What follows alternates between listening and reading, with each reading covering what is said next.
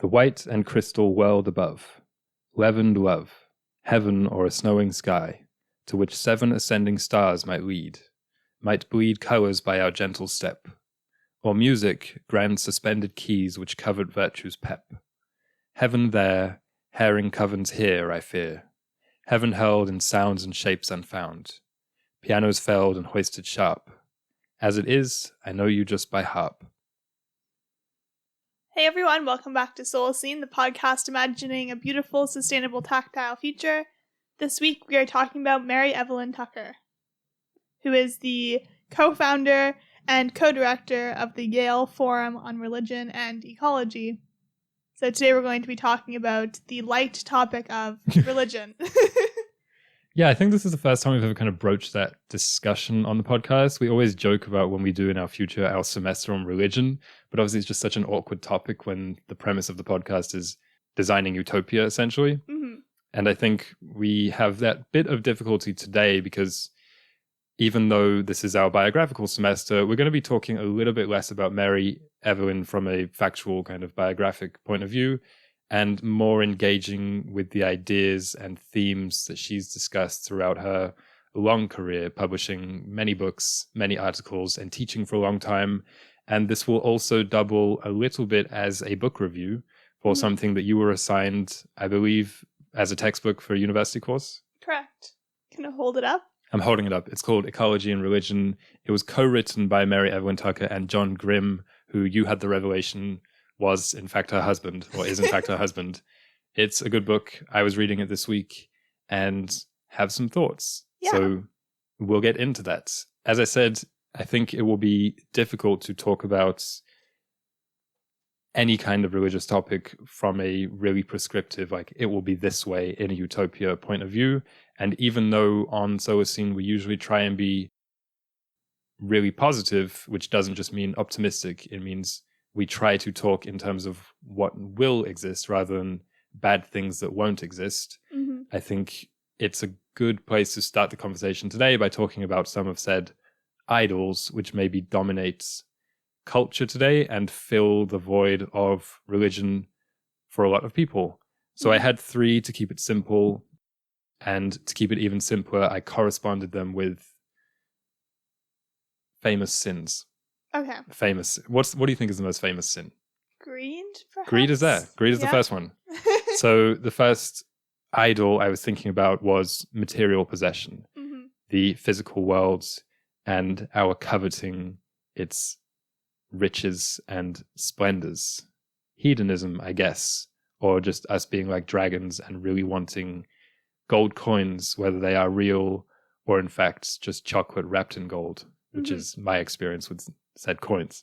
Yeah, my first thought of talking about religion today was about greed as well, but more about the flesh, in air quotes. Yeah. And how I feel like recently a lot of religions have been trying to, like, it's always been common to like deny the flesh, to deny like material accumulation of wealth, material sins. But I think we've kind of in a way started to associate the flesh with just like the whole experience living on Earth. So it's like we're trying to like transcend that. Yeah. Well, one thing Mary Evelyn notes in the book is that there's a kind of accelerationist sect of some religions, Christianity is what she noted, wherein people are like, oh, it's a good thing the Earth is being degraded. That will bring about quicker the end times and paradise on Earth and all this kind of thing. Mm-hmm. And this is what I was trying to kind of counter in my poem, where it was describing heaven only in context of pianos and harps, as in our relationship with the divinity, or at least the only way that we can describe it, so often is with like physical or at least earthly reference points. Mm-hmm. So there's a quote also from the book I wanted to read where it says, most religious traditions have developed sacramental sensibilities in which material reality mediates the sacred. This is evident in the use of water for baptism and oil for anointing the sick. Moreover, offering food and flowers and lighting incense and candles are widespread sacramental practices in the world religions. Such affirmation of material reality is a critical component of our valuing nature. So, i.e., nature must be worth something if it's how we interact so often with our God. I didn't know whether to say God or gods. I don't know. I didn't want to. I didn't want to offset anyone. But yeah, it's like this idea of world denying versus world accepting, and perhaps there can be nuance within that, I think is what you were mentioning. Yeah, exactly. And I think it is dangerous to be completely world denying, because no religion says to deny like the sick, to deny those who are unhoused or what have you. But we're starting to almost, I think, as a way of like kind of defending ourselves because of how inundated we are with bad news, we're just like, we'll pray for them. We're taking it all a bit fourth dimensional and trying like not using our hands enough, you mean? Yeah, escaping the 3 dimensions that we were given. And I don't think God put the planet here to be like, no, all of this is temptation. The birds, temptation. Exactly. Like that's not it. That doesn't make any real sense. I think in this sense, or in this topic, we'll be jumping around between religions a lot here, but the idea of the middle way is very key for like material, how we tread on earth and how we engage with things like bird song and really pretty mosaics and nice tasting kombucha, where it's like you don't want to be a hoarding dragon, and you don't want to be, as you said, pursuing the flesh to the detriment of the spirit. But also gratitude is very key, and as the Bible states, being a steward of such things is very critical and kind of one of the main points of this book that Mary Evelyn wrote. So I think that correlates with greed. And even though I kind of have written down here the oldest sin, ? Although I don't think that's a true answer or even a relevant question, but it does feel like it's an old thing. It does. Even though they're all old. Like they're all kind of innate to human nature. Yeah. Because you see kids doing these things kind of innately, of like not wanting to share. Perhaps, I mean, it's always shocking when you see a kid from like birth to 3 when they start lying, which is just so strange. It's like, where did you get the idea to tell me that you did brush your teeth, but like I just watched you not brush them? Yeah, so these are all inbuilt flaws that we have, but I was kind of noting some of the modern manifestations of them. Yeah. And one is my email inbox is very, very often inundated with big sales, particularly end of season, mid-season, and start of season sales. And it's like, that's all of season. Yeah. That's all the time. But what really struck me this week, I saw when it was like 50-60% off in the really thick red font that they usually do, and trying to excite you with images of these things. And I noted it in myself that at one point I would have actually been quite lit up by the idea. Like I would have been quite excited. Whereas today, and I'm by no means perfect in this regard, but I think it's indicative of where a lot of people are at. We just kind of roll our eyes at it, or you're kind of bored, or you're dull at the idea of it. And I think that's a good thing, that we're getting a little bit away from that really feral Black Friday, like squabbling over TVs thing. Or so it feels like that way to me anyway, that people are just a little bit more done with it. But it was that marketing attempt to pierce through what I'm going to call the spiritual malaise that I really noted. And even though I think it's good that people aren't maybe buying into retail therapy like we once were, we're also not properly addressing the spiritual malaise as we should be. And another point of this is influencers online. Obviously, this is a very modern thing. And there's the really direct materialistic ones, like marketed towards young men. You have like rich people on podcasts talking about their cars and their suits and all that kind of stuff. But then I think there's also indirect marketing, like often recommended on your YouTube algorithm, yours specifically, calling you out, Alicia, will be like really ostensibly cozy kind of housewifey videos from around the world, be they in the West or be they in Korea. But then you read the description of the video and it'll be like sponsored by Downy or sponsored by Tide. And that's so interesting because it feels like they're selling a lifestyle, but really they are doing it through material means. You know what I mean? After you watched that vlog, did you want to buy Downy fabric softener? I didn't. Did it kind of smell a little bit like Downy fabric softener? Oh yeah, you can always like especially the really aesthetic driven vlogs, you can always smell the thing that they're selling. So maybe they're that week going to be selling a vacuum, and you can smell the vacuum. You can like smell the house it has no smell besides that like slight burning smell. It's the new catalog. Yeah. People don't scroll through catalogs anymore, but they'll watch a 15-minute video of their influencer of choice displaying the wares, essentially. For sure. It's interesting that you mentioned those style of vlogs and influencers, because I think that is the new wave. Whereas the wave was hauls, look at my makeup stash, look at my pantry that's super stocked and overflowing. But now there was like the minimalism flow, which was the opposite. Yeah. And then they were promoting a bit more perhaps services, but now we're back to it's like a post-minimalism kind of situation. Yeah, it's much more subtle. Another sin. Yeah. Give me one. Sloth.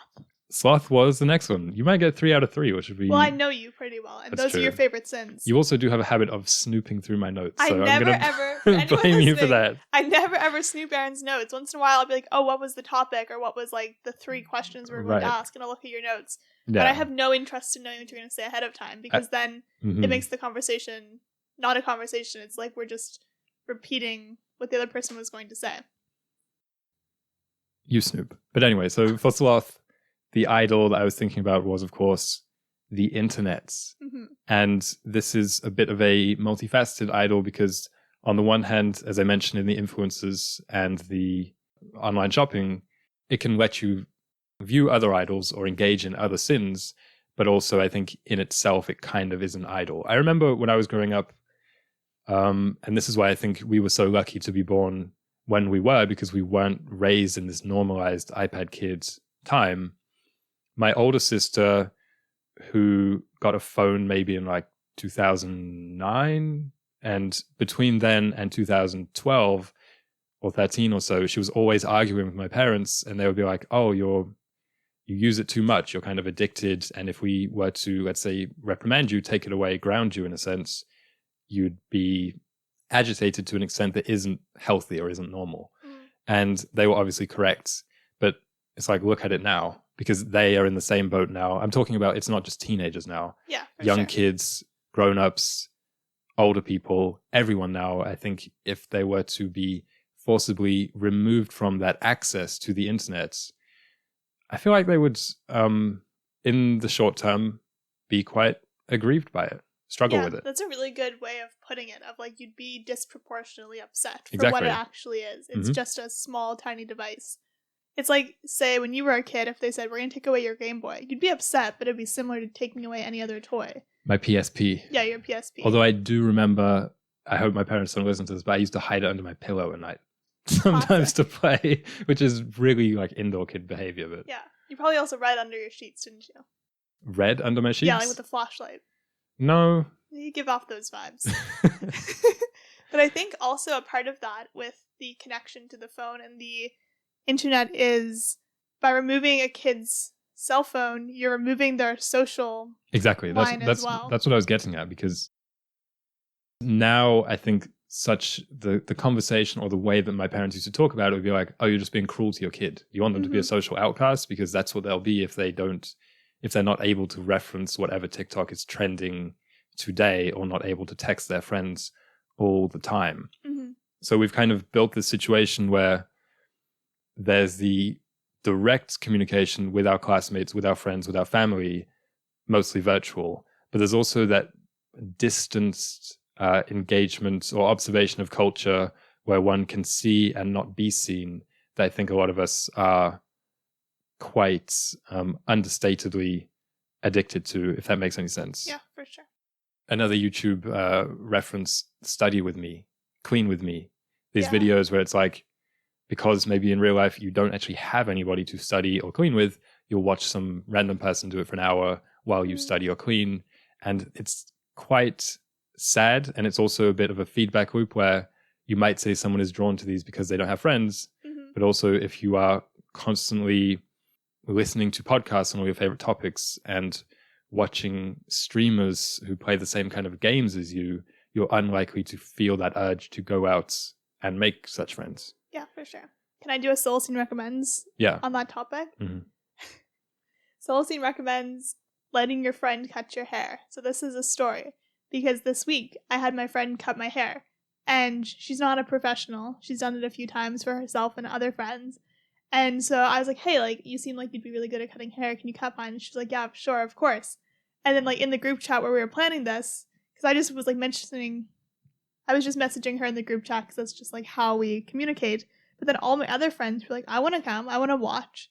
And I feel like that's just such a funny, like, as you're saying, lately what we do is we watch people play games, watch people cook on, like, YouTube. Yeah. And it was, like, a real-life YouTube video because literally just 3 of my friends sat there for like 3 hours. I get your point, but I hate that sentence. It was like a real life YouTube video. It's probably one of the most dystopian things I've ever heard regarding what sounds like quite an ordinary socializing. No, I know, but this is what I'm trying to get at. Yeah. Is like we need to just try and like do normal human things because this is not an event. It should honestly not have been worth watching, but it's just like I think we're at a point where we need to make such conscious efforts to do real life things together. Yeah, I think this is why I kind of tied the internet to sloth, is because it reinforces us all as these non-actors or just as passive observers. And like the fun part about this is, okay, halfway through, guys, is this straight? People can kind of put their input in. Like it's a real life thing. Like I know it's kind of a silly like example, and it's very strange, but I feel like it's a good example of practically how it's different being in person versus watching something online. Like even something I used to always do in Nova Scotia was like run errands with my friends. We'd all just like go grocery shopping together, go thrifting together, literally go to like the dentist or something, and just so you have another person there. And obviously in real life, you're not just watching, you're participating, you're also shopping, maybe you're giving advice or giving support. And it's just like, I guess Solacene recommends real life. Yeah, do something. Yeah. Do something with your life. Yeah, so is that all you have on sloth? That's what I have on sloth. And the final one, see if you can guess it. Give me a sin. Vanity? Yes. I mean, I have that written down, but pride is the sin, right? Okay. Of the 7. But yeah, you got it, basically. Which should have been maybe the most obvious, because people say that in Christianity anyway, they say pride is the root of all sin. And when I heard that, it really blew my mind as a teenager. I remember you being like, no, it's not. Yeah, no, it's not. It was an ironic reaction.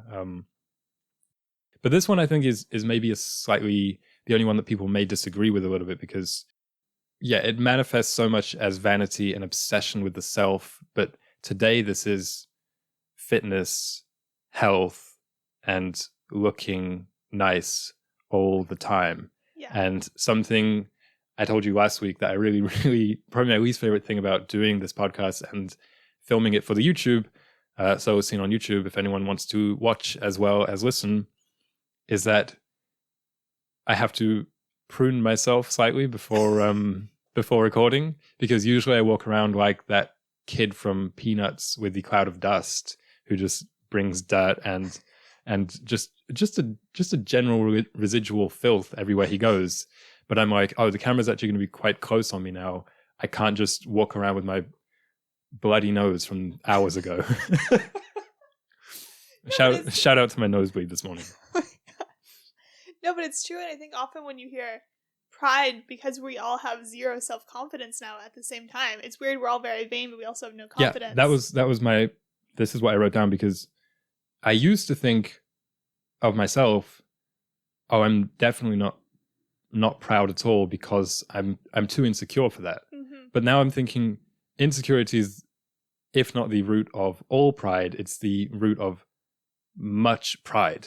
And so I was thinking about what in the modern world could be making us feel insecure to where we need to feel we need to go to the gym obsessively or make sure our skin is perfect all the time, and makeup and clothes and all that kind of stuff. And I know, again, it's an old vice of humans that we want to look nice, and in itself it's not that bad. It's the self-absorption that comes with it, but it just feels like today it's too all-encompassing. And I think part of the reason is we don't have many other opportunities for power. We feel so small and powerless when so much of our engagement with the world is just non-engagement at all. Mm-hmm. That one way to feel like a man or to feel like a woman is to go to the gym and like physically construct yourself into something. And I'm a proponent of fitness. I think it's a very healthy part of life. And to an extent today, we're obviously too sedentary and unhealthy.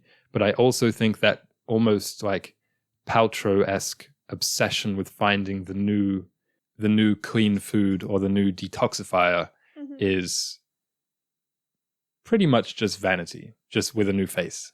Yeah, well, like orthorexia is literally a new classification of eating disorder that has come about pretty much one for one since, I guess it would have begun with like the 90s and diet culture and stuff, but it's really taken a toll on like young populations as the internet has grown. A few weeks ago, there was that news about young girls buying like anti-aging medicine and anti-aging creams. Yeah. Which is really sad. But you also have obviously that one guy who's in his 40s trying to make himself biologically 18. And just a bunch of creepy examples like this where I think there's another side to this, which is all about point of reference. So just as that local musician, the busker or the guy on your street who plays the drums is no longer that impressive because you have permanent access to watching John Mayer on guitar or some famous soloist or jazz musician. I think there's been this kind of awful change of standard where your typical healthy or good-looking person feels similarly underwhelming. Yeah, you know what I mean? That makes sense. I mean, when we're so used to seeing people, no exaggeration, spray painted on magazine covers or on Instagram. Yeah, that's what I mean. It goes beyond body dysmorphia because it's shared. And I think body dysmorphia, people usually talk about like, oh, he feels too small even though he's actually quite muscular or something. Yeah, but it's a shared thing where other people looking at him now think he's quite small because they see bodybuilders on IG all the time. And where this becomes dangerous, obviously, is that you're not even competing with a global top 1% of X. You're competing with Photoshop, surgery, various other, means that most people don't or shouldn't have access to. Yeah, and I think what you're getting at is this leads to like the harm of it is you're never, ever, ever going to be satisfied. Yeah. Even your boyfriend, you love them, think they're cute, but then it's like, well, he's no Harry Styles. It's like, but you've never met Harry Styles. Like, you don't know how he actually looks. Exactly that. That's a good point. That's the point with pop culture, just changing expectations. It's not good. And the pretty much the only answer I have for it is don't engage with it at all. Because also the irony regarding kind of people's looks is that I think it's rarer today to find a genuinely kind smile and screenless bright eyes than it is to find someone with a imperfect body or like Instagram face. Yeah, fair. So I liked that you started with these 3 major modern sins as a segue into talking about ecology and religion, because someone might say, okay, the materialist one, that makes sense, related to ecology and religion. But the other 2 perhaps don't necessarily make a ton of connection to both of those topics. But I think ecology and religion are antidotes to all 3. Yeah, I mentioned these more that's why I said idols, because even though they seem like they're disparate to the topic of ecology, it's about how they are filling a void, really, but they're unfulfilling. Yeah, for sure, because perhaps our energy traditionally was towards like the pride aspect. Could have been like the Pharisees in the Bible of like, you're so focused on becoming religiously perfect and like sinless that you become prideful. But now it's more like there's no idol. There's no, like, I'm using idol in the sense of like there's no God to be like trying to like get better for. So the idol becomes yourself. No ideal. Yeah, no ideal. We don't look outward enough. That's for sure. Yeah. And I think sloth especially is a symptom of individualism, because if you care about another person, it's hard to be inactive. And it's But I think there's a middle way, as you said earlier, of like your brain can't handle caring about the millions of people dying every day. Mhm. Like there's certain people who have that capacity, and like perhaps at a certain point in your like intellectual and spiritual evolution, you can have the capacity to care about that, but like not everyone can. But I think we shut down when we're exposed to like the mass death and the mass like ecological tragedy, and then we just can only care about waking up in the morning and brushing our teeth, which is, I mean, like that's depression and it's very common, it's an epidemic. Yeah. But I think we need to, from like a young age with kids and perhaps with ourselves, because we have grown up with the internet in a way that like there was literally no guidebook. Like it was very hard for parents to shelter us from it. That we have to treat ourselves now as kids and reset our brains in a way. I think it's another area where the point of reference is relevant, because when you think about today a story or an image of someone changing the world for the better, our images are Iron Man, Captain America, Spider-Man saving the world with these really grandiose involvements. And it's actually one of the reasons that I like today's subject, Mary Evelyn Tucker, because she isn't Teddy Roosevelt. Yeah. You know what I mean? Like she teaches, she writes, but it's about how you can enact positive change by perhaps joining an organization that already exists. You don't have to actually found a new one. For sure. So that's something with her when I was looking into like the various groups, committees, advisory boards that she's a member of. Yeah. And teaches at Yale. Like she didn't have to start her own university or something like that. You can use these institutions which already exist. And it's something like with celebrities when every single one has his or her own charity. And I always think there are a lot of charities already. No offense to you, but it does feed into that awful, cynical tax write-off reaction that you might have initially.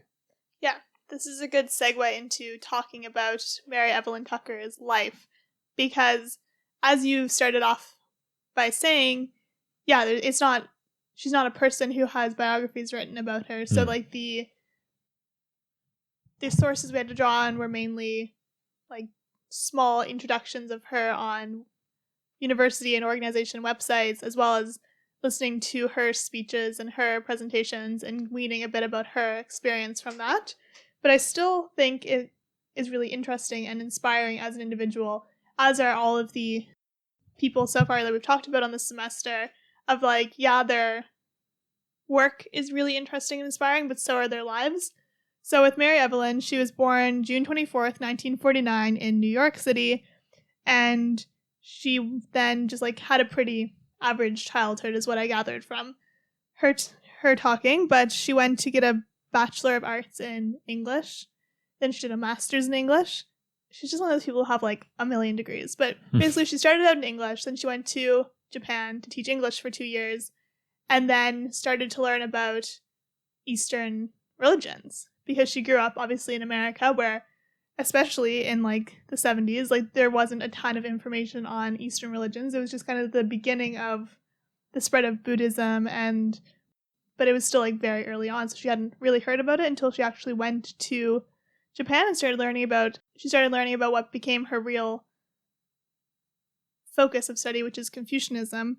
But in Japan, she was doing a master's in history and religion. So she kind of transitioned from art to history and religion. And then obviously religion and ecology. But while she was studying history and religion, she came across Thomas Berry, who we'll talk a bit about later. But she started reading his papers, which were all about creating this vision of evolution that inspires us. It's kind of like a secular religion that he was trying to like put forward, but he was also a Catholic priest, so he wasn't secular, but he was trying to say basically, if we really grasp the idea that like science, like that we're all made up of atoms, then you would feel terrible killing even like an ant. So it's this kind of atheistic Jainism that he's trying to like put forward. It's really hard to explain. I don't think it was secular. I think it was universalist, because though he was universalist. Yes, is the word for it. Though he was Catholic, he was seemed to be a scholar and an appreciator of all world religions. And also just reading about him makes him seem like his ideas were quite Solacene. Even if they weren't exactly Solacene, it was kind of adjacent to what we try and do with Solacene, because he was so fixated on the notions of story. What kind of story do we feel that we are living right now? Which is pretty much what we try and do on this podcast, is tell a story for the future. Yeah.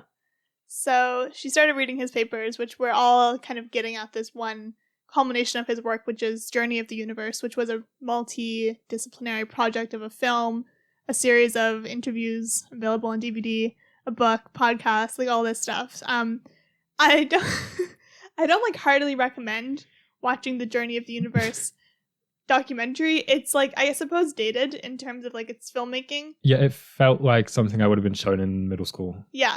If that's your style, those people really like the PBS style, then go for it. But it wasn't bad. No. It was very Neil deGrasse Tyson, I think. Well, one of the directors on this were also in the Carl Sagan Cosmos, which everyone has watched, and it had a really similar vibe to that. But anyway, like that was kind of the culmination of his work. So if you want to like not read all of it, you can kind of go to that website and project and learn a bit about his work.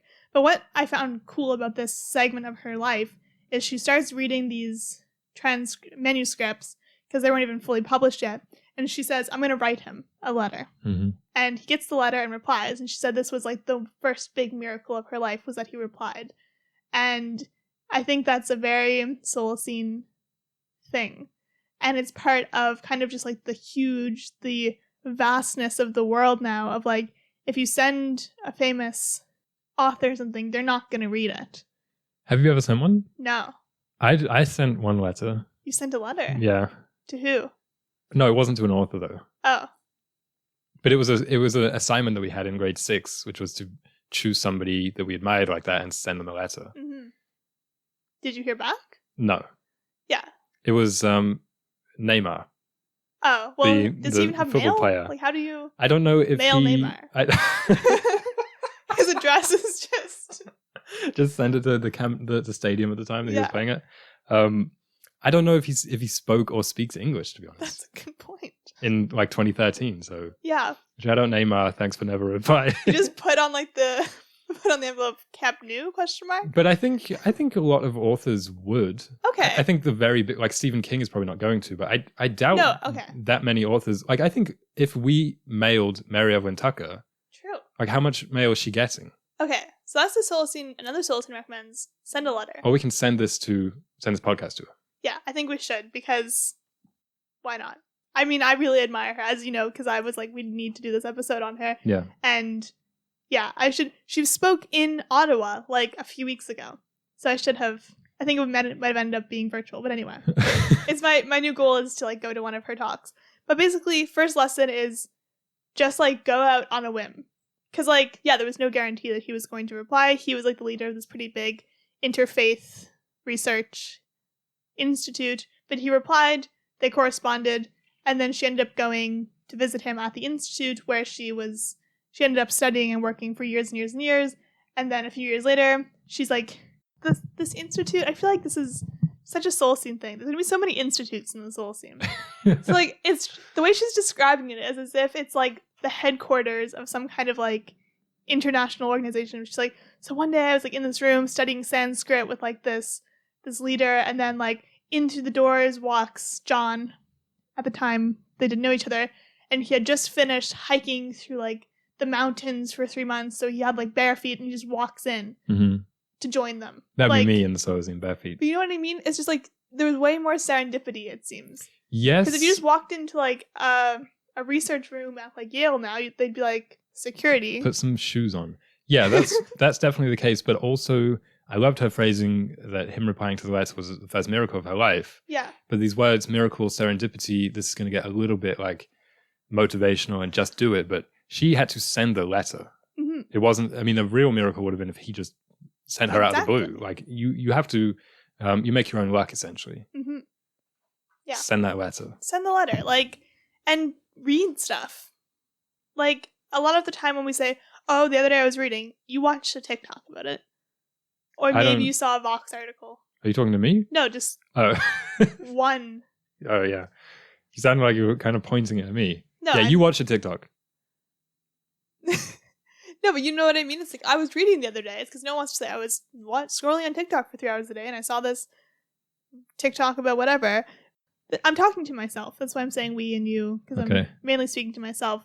I'm like, if you're interested in something, then Read a book. like read a book about it and like consider the people who wrote it. Because until university, I never considered authors. I was like, it's just kind of a name on the cover. It's true. But then I realized, I'm like, oh, I like this author. I like Andre Aciman. I should read some of his other books instead of just be like, oh, that was a good book. It's like, well, you can then study him. Here's going to be another Solacene recommends. Maybe the most controversial one yet. The Fault in Our Stars. Okay. I think. Why? Do you think? I don't know if this concept still exists, but I feel like that would classify as a guilty pleasure of mine because I really, really liked that movie when I watched it, and I thought it was inspirational. It's about these people who are dying. One of them dies, and they love a book, so they contact the author who lives in the Netherlands, and he says, "Come and meet me." And then if you go there, you never know; it might be Willem Dafoe. Yeah. And that would just—it's a double whammy. Get to meet the author, get to meet Willem. Yeah, Dafoe. exactly. I feel like if any movie, it could be the worst movie ever, but if Willem makes an appearance, you're like, it's my guilty pleasure. Well, it's obviously not the worst movie ever if he's in it. That's a good point. He signed on for a reason. Yeah. Wow. Fault in Our Stars. But yeah, I thought that was a really interesting, like, period of her life. It was a lot of serendipity, but also obviously action. Like, she had to go to Japan to teach. She couldn't just be like, oh, I'm interested in Japanese culture. I'm gonna read a book. Like, she like went there. And then Yeah, she, let me like, watch some anime. Yeah. So she took the steps, and then I'll move on to like the next major chapter, which was when her and John decided to, basically she was like, I want to create a new field that helps with environmental policy, which is very broad. It's very similar to, I mean, that's very self-aggrandizing, but it's similar to what we were doing with Solacene when we started it, of being like, we want to do something new that will like inspire change and like kind of be a new way of going about it. Yeah. And so by like every week trying to envision a utopia, we're building up something that can hopefully in the long term inspire policy and inspire institutional reorganization. That's what she was thinking with this. So her passions were faith, but she wanted to try and stop climate change. And so this is a similar thing that I feel like I say every week with these biographies, is like finding your front line. Like, she didn't try and become a politician.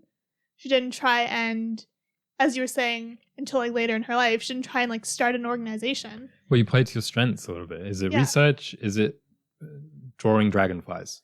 Yeah. So she wanted to start this, and instead of going for the moon, she was like, I'm going to do this series of 10 conferences basically on ecology and religion, and was fortunately able to like do this. And at the end of the 10 conferences, she and John launched the Forum on Ecology and Religion at Yale in 1998. And then this forum has launched international discourse on the topic. Courses in ecology and religion are taught on 3 continents, which is how I originally learned about the concept, was it being taught at a university in Halifax. So I was inspired by MET. Yeah. Wow. So it was just like she changed it. Like, this wasn't really a thing on the agendas of interfaith boards all over the world, or even before her. Like, it's not like the church was putting out statements like they are now saying we're committed to climate justice and peace and so on. Well, I think it was a wave also. Mm-hmm. I don't think it was just a one-person thing. I feel like from the 70s onwards, there was a kind of awakening about environmental degradation, and also with, you mentioned earlier, kind of this influx of Eastern philosophy coming over in trends to the West. Mm-hmm. It makes sense that we find in that a thread of ecological religion. Yeah, for sure. But impact on academia, yeah, of course. Yeah. And the final thing I want to talk about in her life is something that I think is reflected in a lot of climate activists' lives, which is people begin their work in like civil and social justice, but then they realize that there's no like social justice without climate justice, and then they move on to that kind of like slightly higher step. But then I feel like the next step up is like talking about religion and like the because there's like the systems of like policy, of economics and so on, but then above that, everything is kind of informed by faith. And she really took that step to say, in order to have economic change and social change, we need to change exactly how we're talking about our faith. Mm-hmm. And so I'll use Christianity as an example because that's what I'm most familiar with. But it's like growing up, there wasn't a ton of mention about stewardship, about the practical lessons that the Bible lays out surrounding how to be a good steward of the earth and care for the planet and people. It was more focused on higher level things like prayer, about like self-actualization, those types of things. Yeah, and if it's worldly topics, if it is political topics, it's it's whatever's trending for that day, basically. Yeah, like exactly. in the 1800s, she mentions this in the book, the Quakers and their role in slavery and civil rights. Mm-hmm. Like if that is the trending political discourse of the day, people will read the Bible into it, and they'll, the Bible's so big that they can often use it to support whatever their cause is. But I think that for a lot of people, it does come down to basically what they consider to be their instruction from above. Yeah, and I think as if you are a leader in a faith, it can be easy to get stuck on one end or the other, to be stuck on just the really high level stuff or on the very this is how it's applying to this thing that happened yesterday. Yeah. But with climate change, obviously it's ongoing. It has been for hundreds of years since the Industrial Revolution.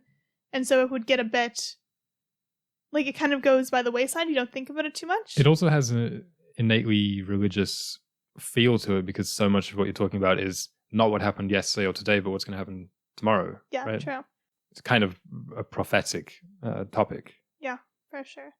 So kind of one of the central theses of this book, Ecology and Religion, is defining what is a religious ecology, which means a philosophy or a lifestyle which is informed by religion, but kind of geared towards fostering sustainability in nature, which is very relevant to this podcast because it means we get to design such a religious ecology that may exist in the solar scene.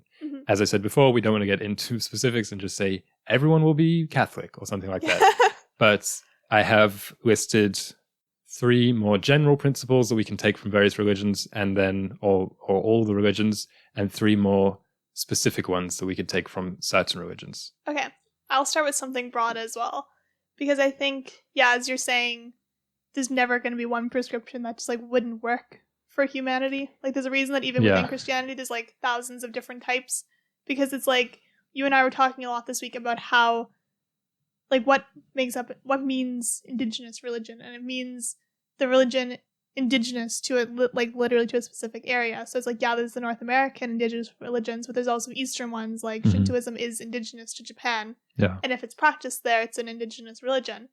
And so I think the reason that there's been so many differences in that crop up as things spread, as Christianity spread across the world, there's Greek Orthodox, there's all these different types. Of course. It's because it has to change for the literal landscape and the lifestyles of those people.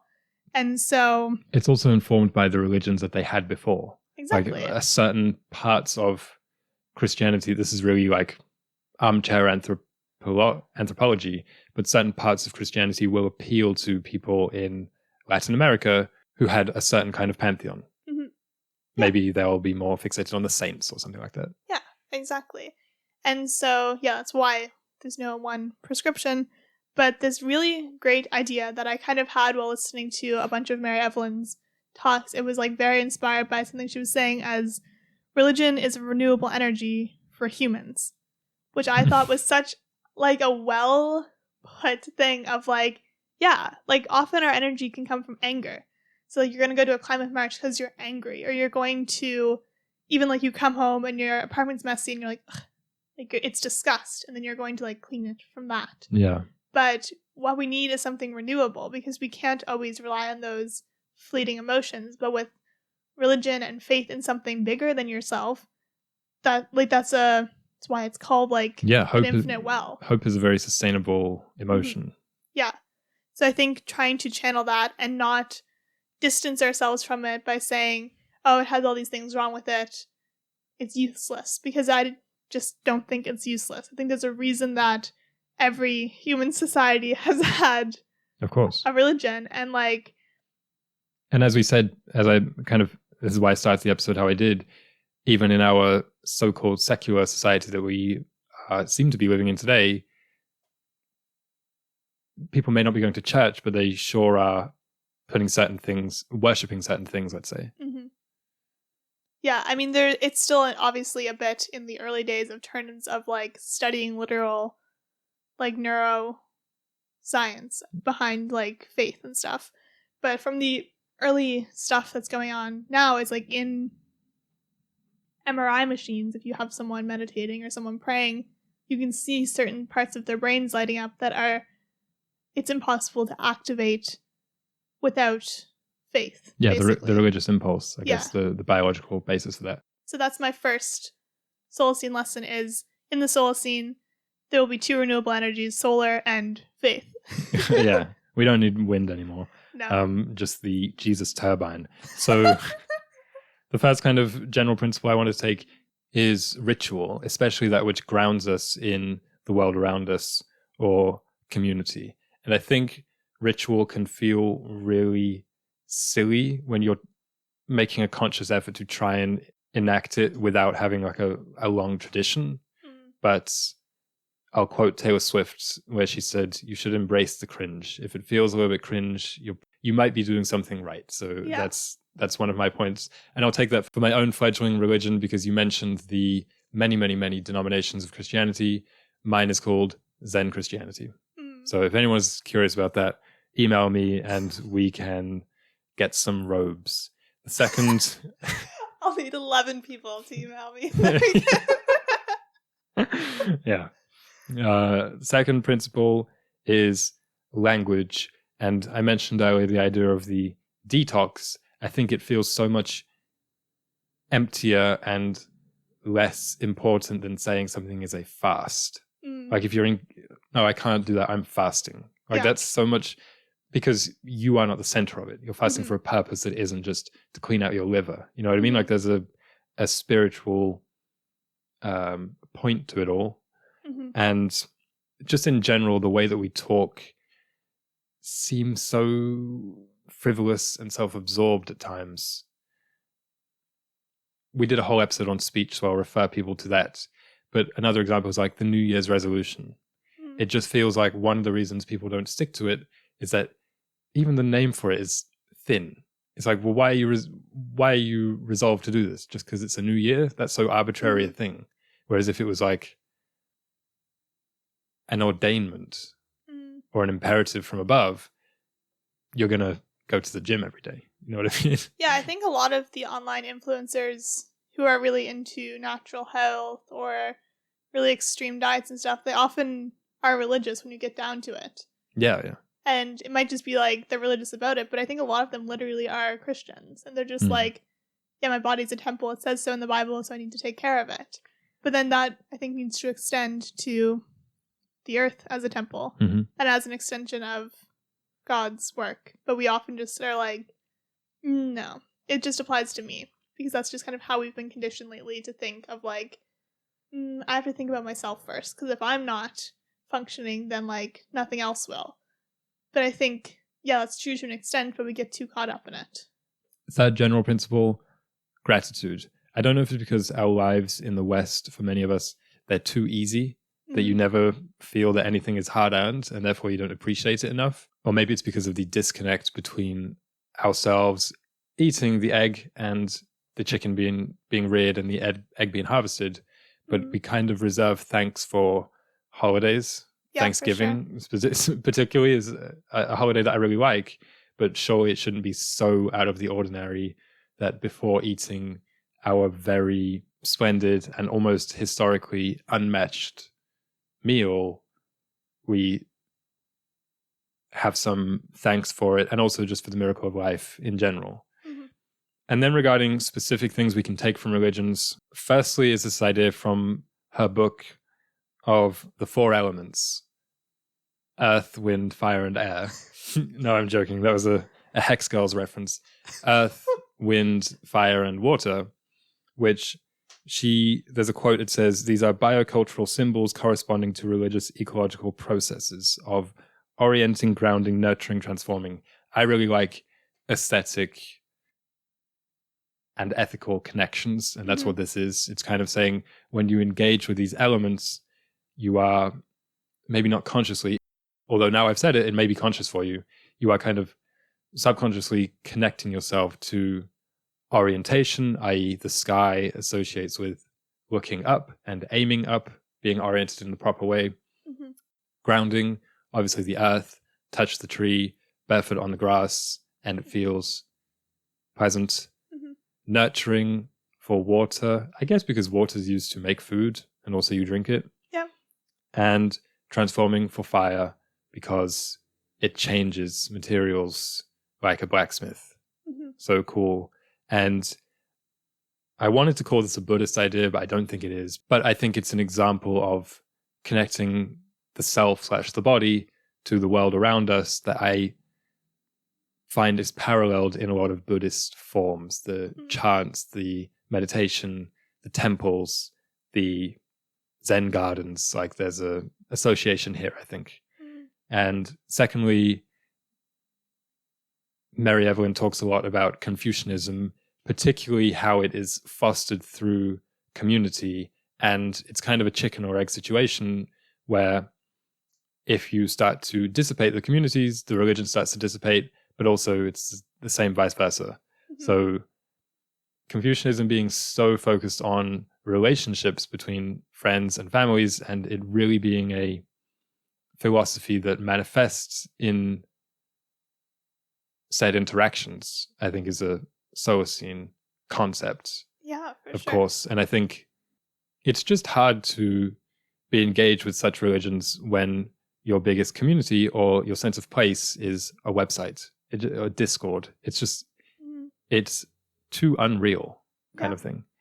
And thirdly, taking from Christianity, its emphasis on stories and archetypes, the garden, the fall, sin, redemption.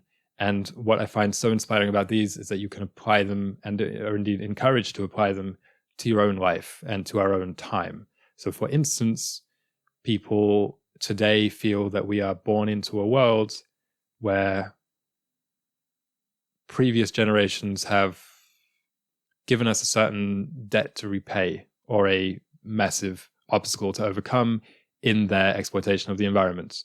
So there's a lot of Christian parallels there that I think can pivot can transform what might otherwise be negativity into hope.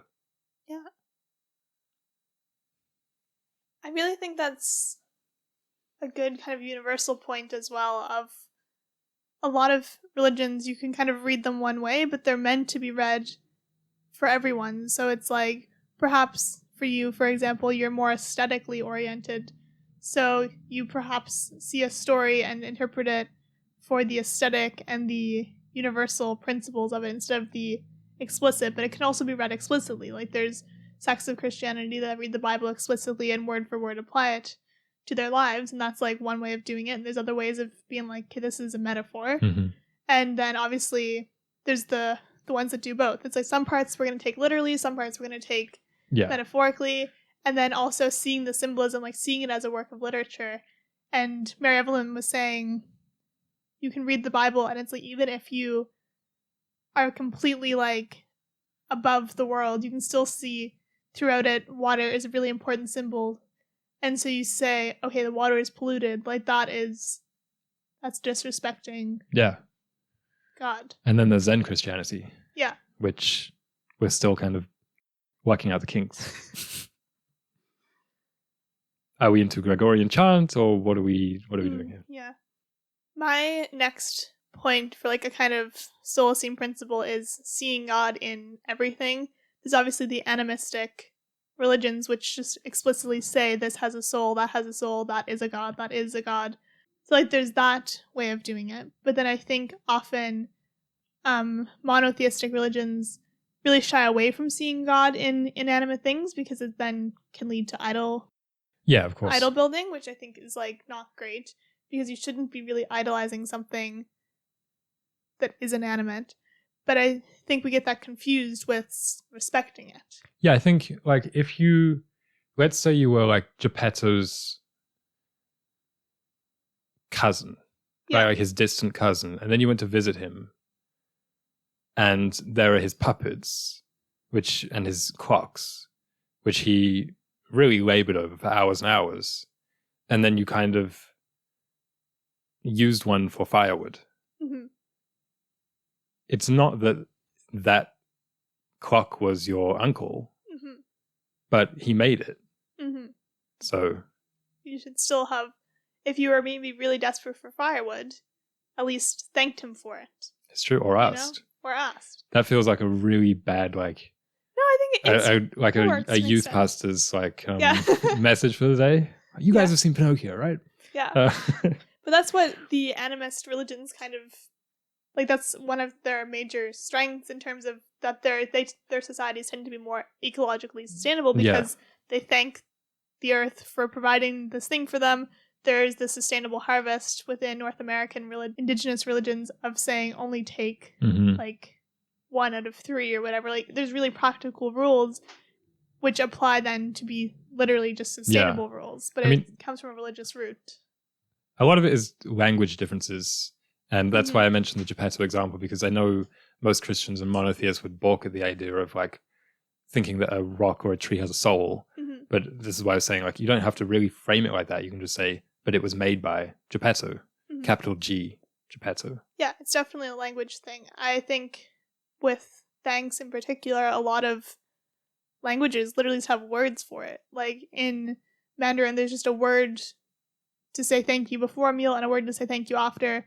And the word encapsulates thanks to the farmers, thanks to the earth, thanks to the hands that made it. And then the one afterwards is thanks, like, please nourish my body. But it's just like one word, but we don't really have that in English. And so we lack the concept. And then as we learn about indigenous North American traditions, it's like there's just words for things. There's words to mean like, to mean thanks, but like thanks to the sun and thanks to the fire. And we just don't have that concept in English because we've been founded on, like, the language is founded on one way of thinking. Mm-hmm.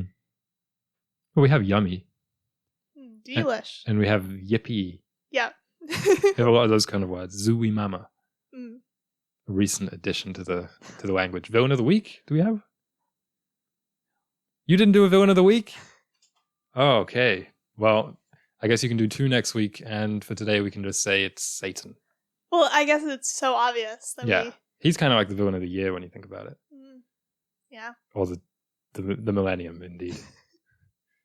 I hate that guy. Shake our fist at him. On that note, thank you all for listening. And if you want to also shake your fist at Satan with us, contact us by email through the link in the description. And you can also buy our zines.